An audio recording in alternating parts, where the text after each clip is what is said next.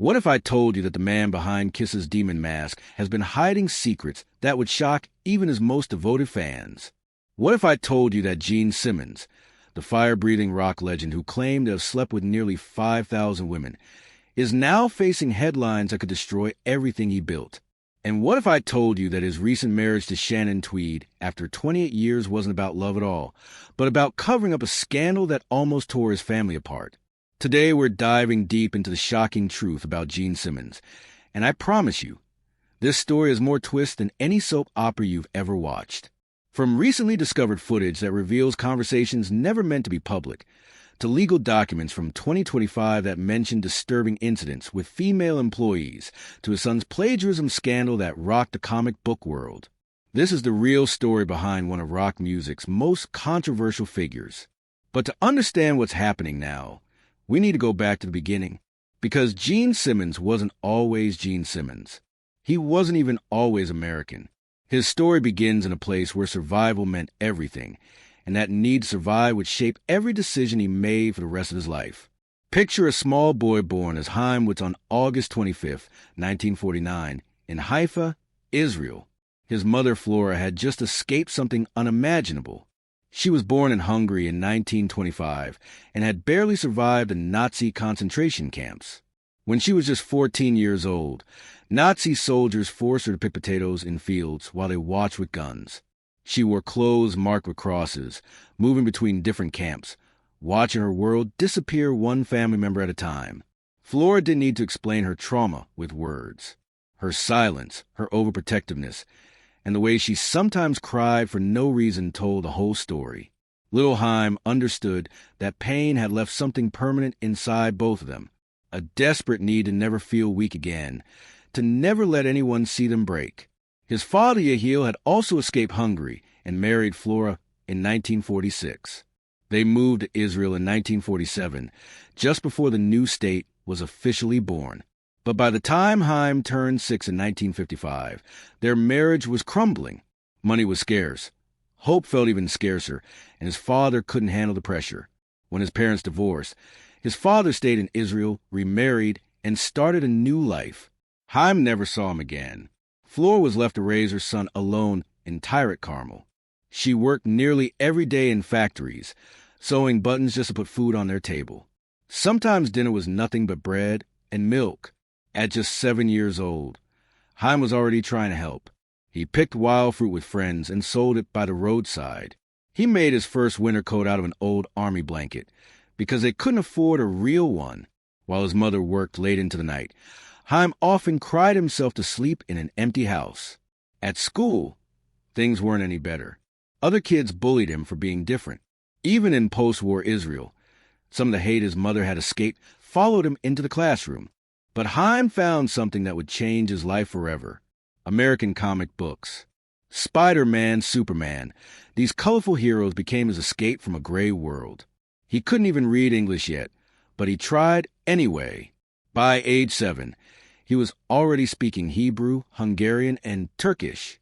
Now he was secretly teaching himself English, all because he wanted to understand the stories of these powerful heroes. In a world still healing from war, where food was limited and hope felt rare, those comic book stories gave him something to hold on to. They showed him that ordinary people could become extraordinary, that weakness could be transformed into strength. In 1957, Flora made a decision that would change everything.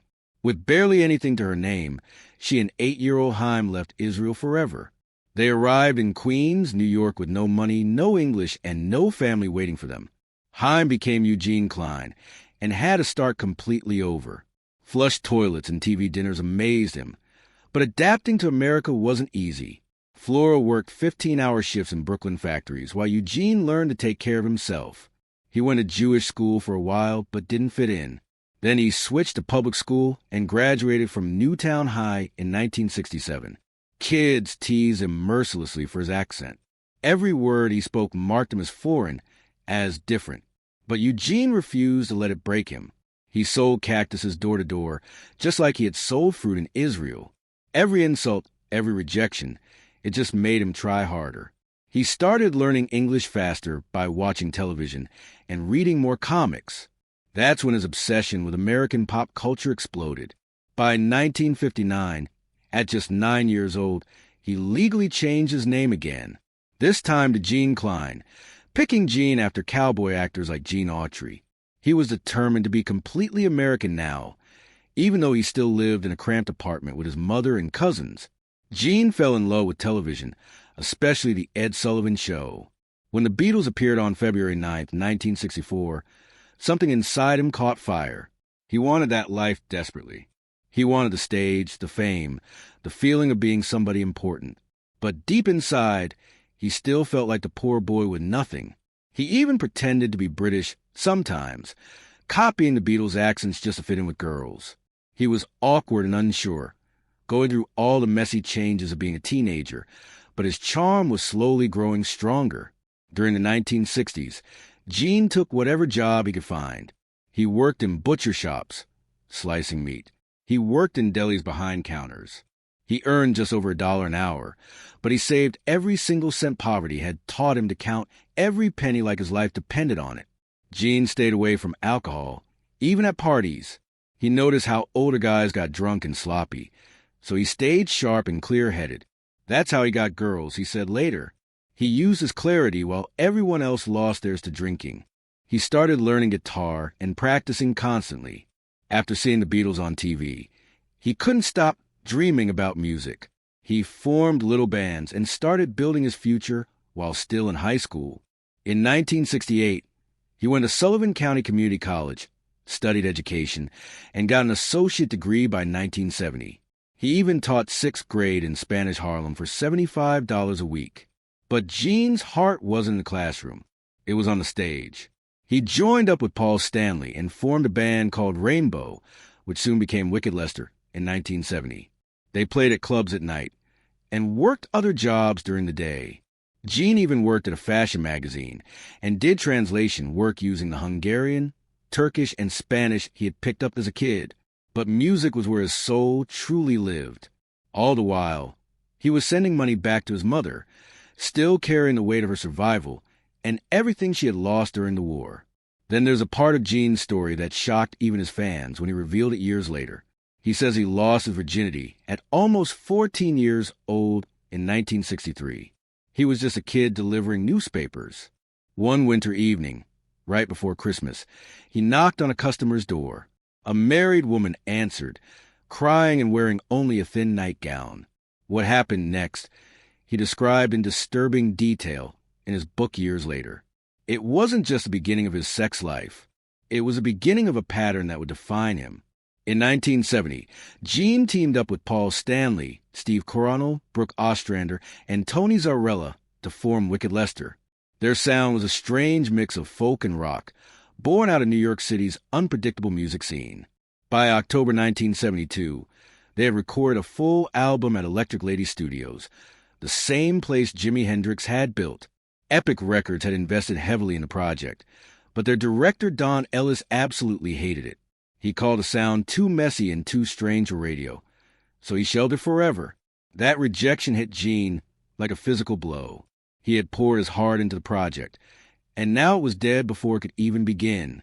Furious and determined, Gene and Paul fired Steve Coronel, brought in Ron Lejack briefly, then shut down Wicked Lester entirely. But that wasn't the end. After Kiss became famous, Gene and Paul paid $138,000 in 1977 to buy back those old Wicked Lester tapes, just to make sure they never got released. They feared the old sound would ruin the hard-edged image they were building.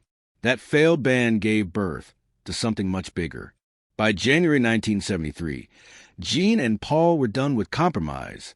They found Peter Criss through a Rolling Stone ad and Ace Frehley through a Village Voice classified. Together, these four men created something the world had never seen before. This wasn't going to be just another rock band. This was going to be a wild, over-the-top theatrical show with makeup, fire, and pure fantasy. Inspired by the shock rock of Alice Cooper and the glam style of the New York Dolls, they launched Kiss. Their first show took place on January 30th, 1973, at a small club in Queens called the Coventry. Only 3 people showed up, and some of them were girlfriends of the band members. But that night, Gene breathed fire on stage for the first time. It was a spectacle that nobody who saw it would ever forget. Gene created his demon character, painting bat wings around his eyes and learning to spit blood on stage. He had studied with professionals to learn the fire-breathing tricks. When the band first started experimenting with makeup, they had no real plan. Gene went for pure horror. Peter drew whiskers on his face like a cat. Ace made himself look like a space alien. They stood in front of mirrors, painting wildly, trying to create something nobody had ever seen before. Their early shows barely drew a dozen people. At the Coventry, crowds ranged from 10 to 15 people, sometimes fewer. But those few people left talking about what they had seen. Even before the internet, kids were spreading the word about this strange new band. Gene said the makeup felt sticky and weird, but it was working. That combination of makeup, fire, and blood turned their frustration into fascination. They didn't need radio hits. They just needed to be completely unforgettable. In August 1973, manager Bill Aucoin saw Kiss play at the Hotel Diplomat.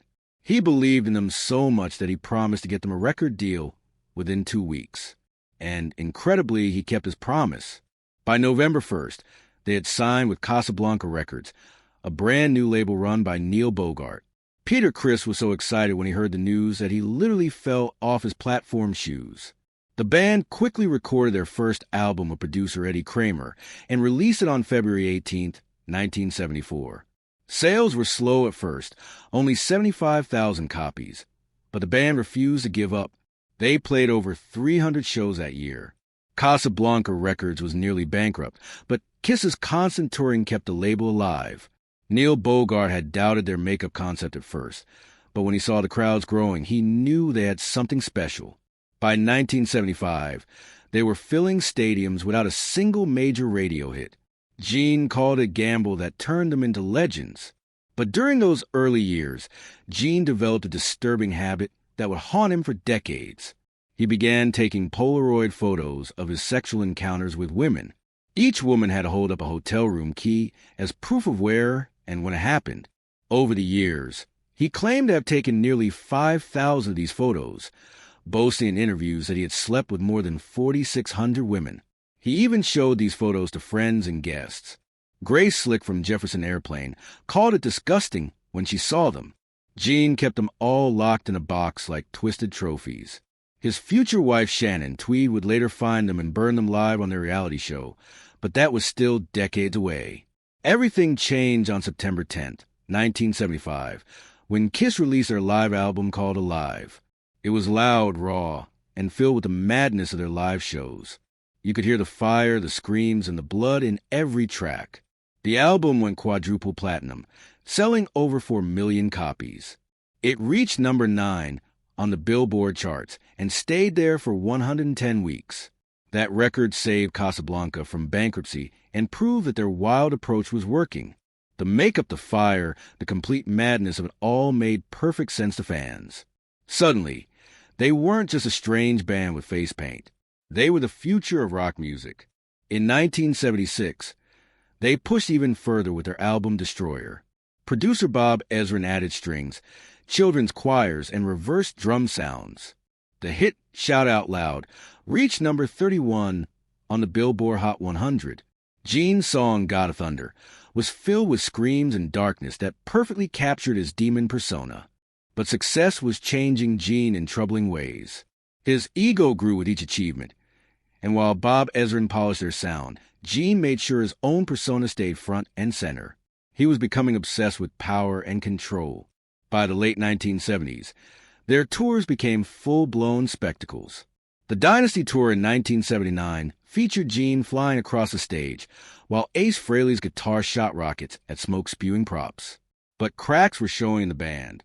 Some venues were half empty, and Peter Criss was struggling with serious drug addiction. Peter started sabotaging shows, stopping his drumming mid-performance just to lash out at his bandmates. Gene called it self-destruction, and by December 1979, it was clear the original band was falling apart. Disco influences had crept into their sound, and hardcore rock fans were walking away.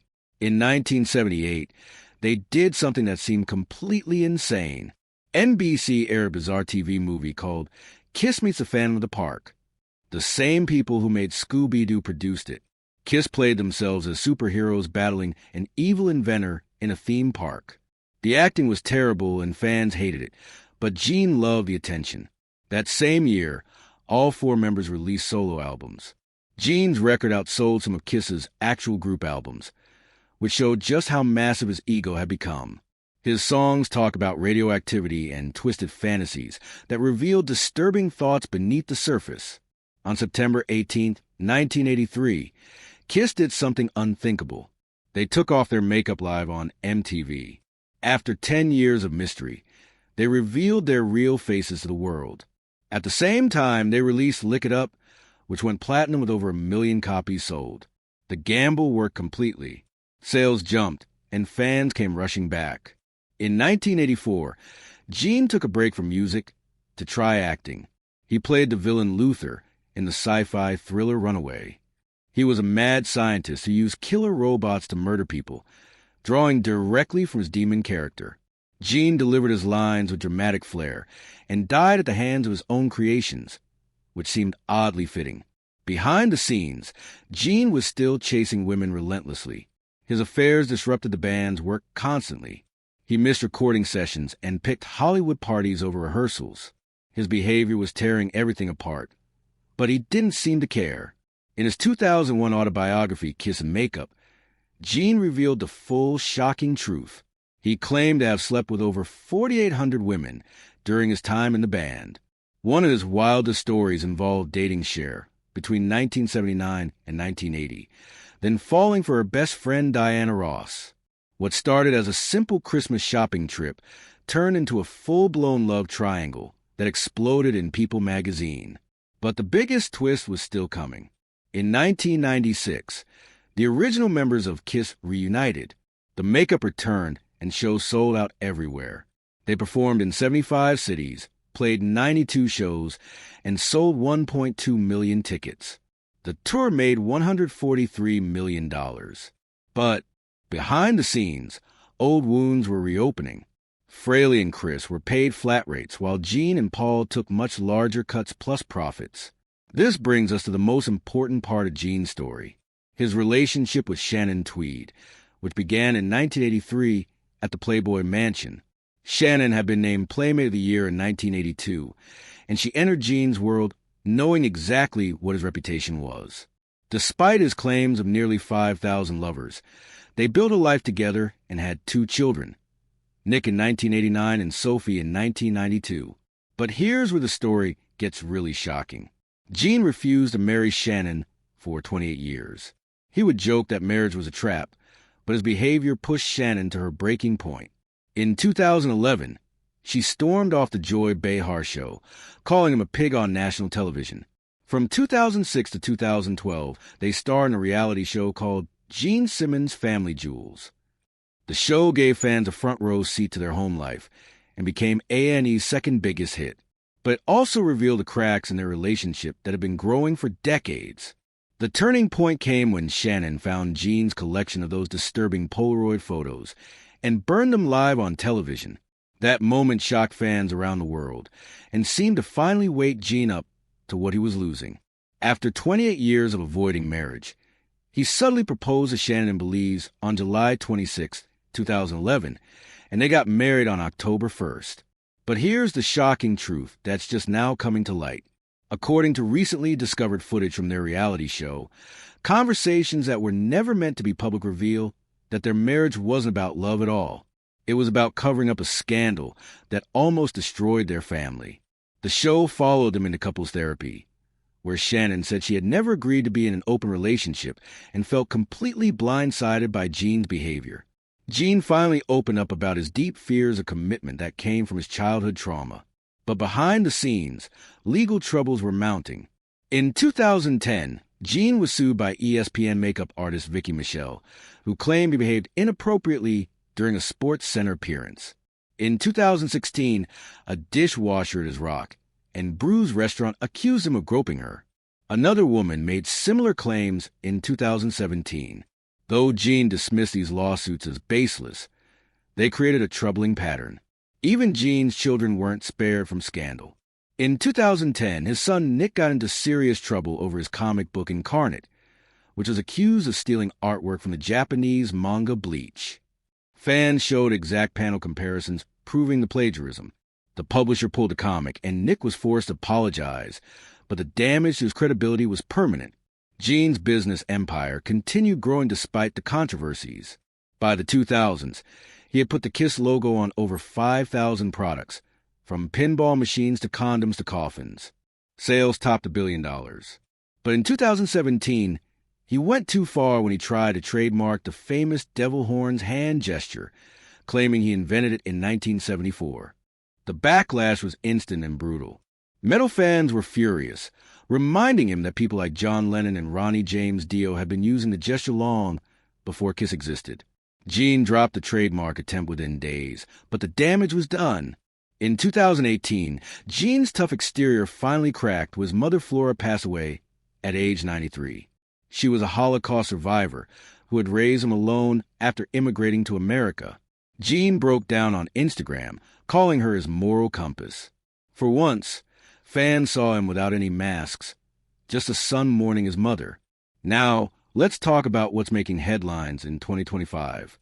Gene's behavior has become more outrageous than ever. In 2024, he made comments about female dancers on Dancing with the Stars that many people call creepy and inappropriate. Instead of focusing on their performances, he kept talking about how beautiful they looked.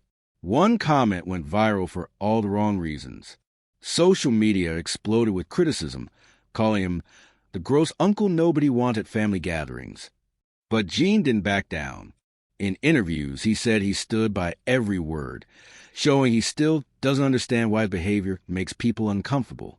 Then came something that shocked even his harshest critics. In April 2025, Gene launched a fan package that cost $12,495, not including the concert ticket. For that outrageous price, fans could act as his roadie for a day, help with soundcheck, eat backstage, and receive a signed bass guitar. Critics tore the package apart, calling it shameless and tone-deaf, especially during tough economic times. But, incredibly, the package sold out.